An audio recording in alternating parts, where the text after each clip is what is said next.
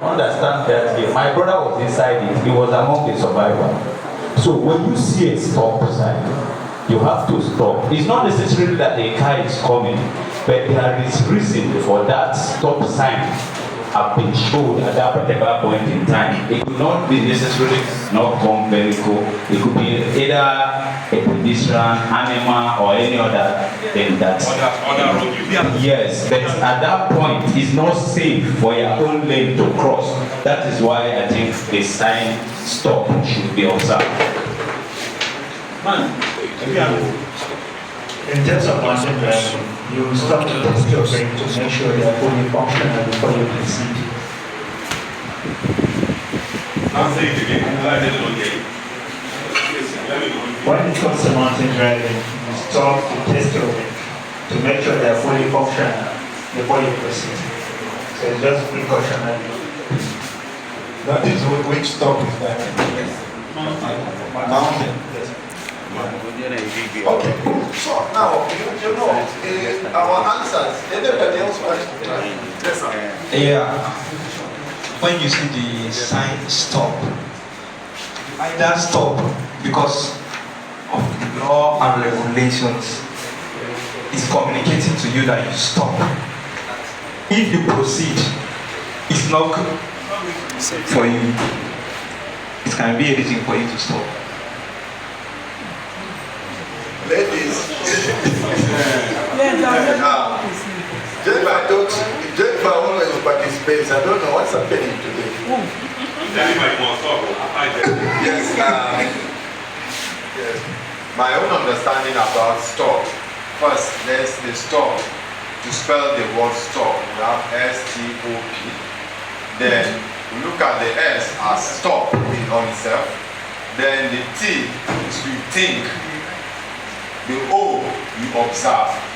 Then the P you proceed. Now, why am I stopping? There is the possibility of a danger ahead. There is possibility there is something wrong even on the road. That's why the stop sign is there, being a mandatory or a regulatory sign. So after I stop, that some of those options come into play in my mind. You now think of it and you observe which of it could be dangerous or affect my driving tax. So once it is not going to affect my driving tax, any of those options, be road user, nature of the road, or any potential hazard on the road. So if it is not dangerous to my driving tax, I now proceed. But if it is dangerous, there are some instances that some road, well, due to the nature of it, after that observation, you'll be forced to make a turn and make a U-turn. So it's not compulsory that you must proceed forward, but you can equally make a turn. The stop sign is mostly in this country. I noticed that you will be driving on an express lane.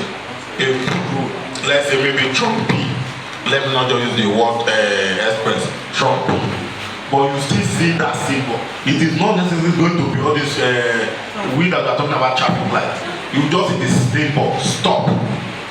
Then immediately you alert at the driver, saying stop, that red, with that red description. But most of the time is that once you see that stop, before you drive maybe like 100 meters, there's probability that you see diversion. Maybe there's a walk ahead. They will divert the lane to you see lane diversion.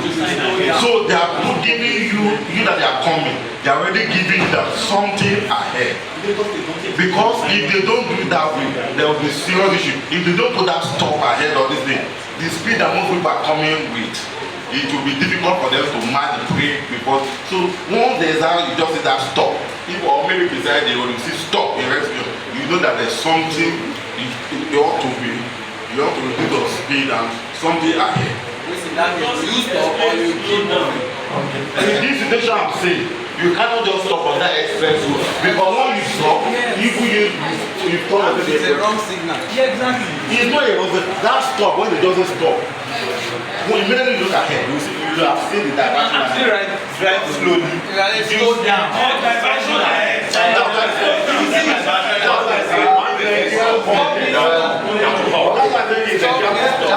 Let's focus on our going to another topic. We are Jennifer, sir.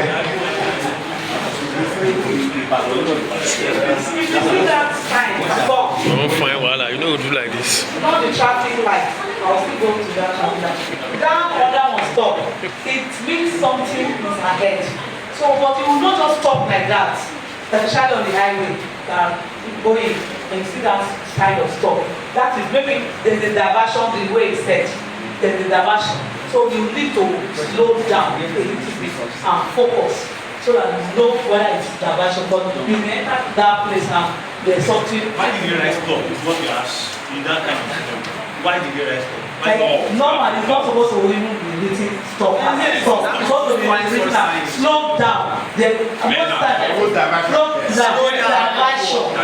Then if you are talking about the traffic light, if it's time for you to stop, you stop, because especially when it is this roundabout or the other side, maybe people want to use the other road. Like if they say stop, the other side they will say, oh, why this other side? They will say get ready. So everybody have their own lane when with the traffic lights. Thank you.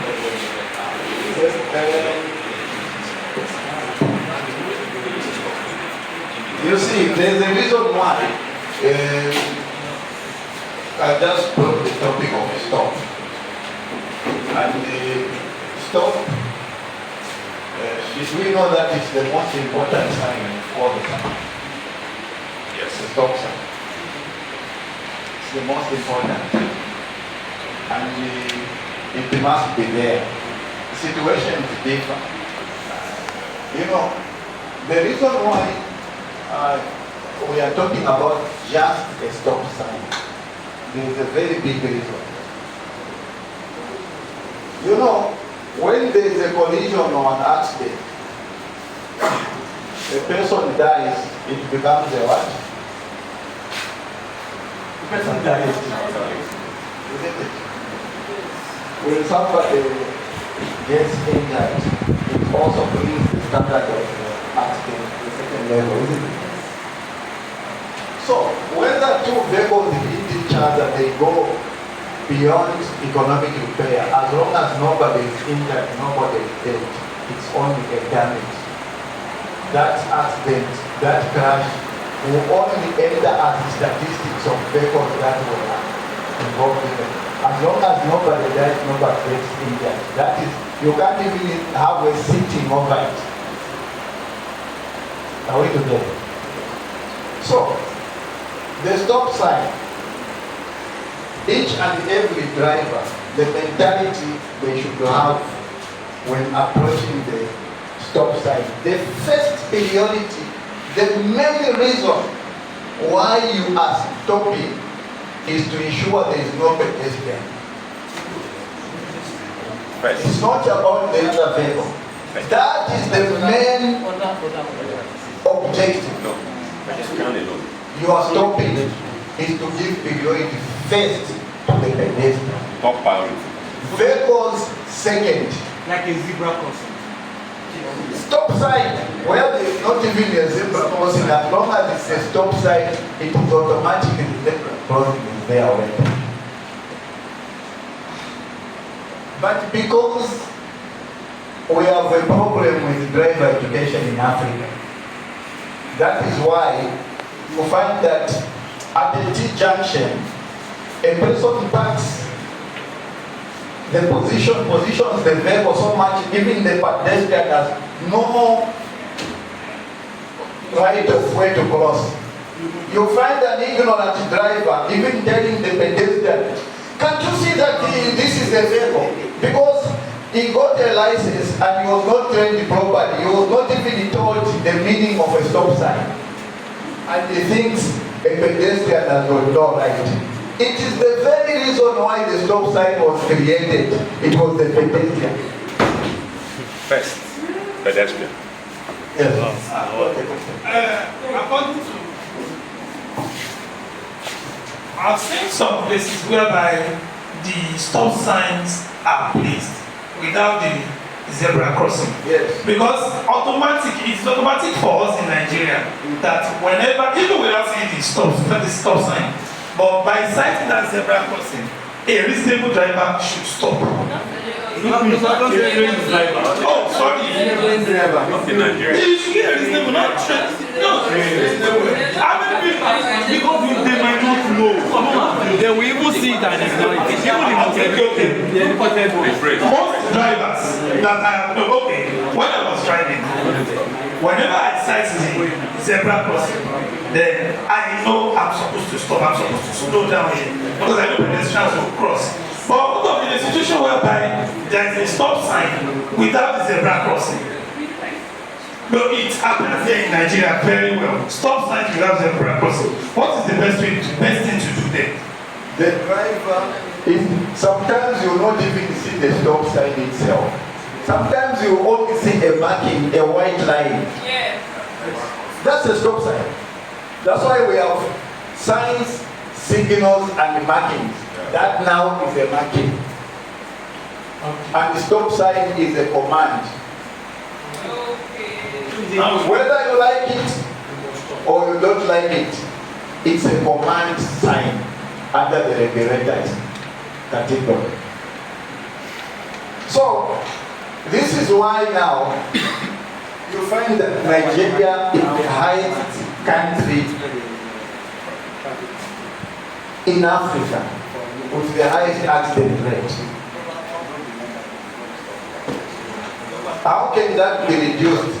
The moment drivers start knowing that when you find a stop sign, you even leave a space for a human being to pass. Once that is in people's brains, the driving will be better.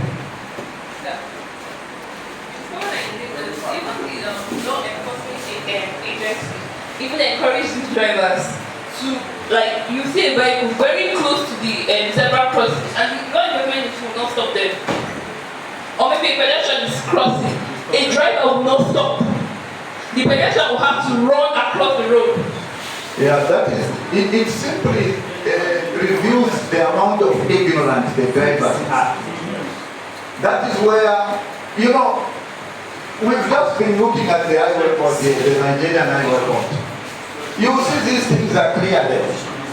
So what are the law enforcement agents that are there? They stop them. No, you know, that's why you find that the drivers, you know, most drivers run away. The moment they catch somebody, they run away. Do you know why? They know they have broken the law. But what we are saying is, can we drive in such a way that we don't break the law? Then we will never run away for the rest of our life.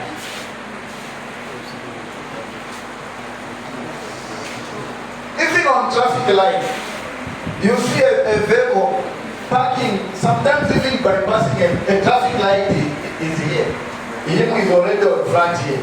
What he's doing there is blocking the way for pedestrians. That's in itself is an offense.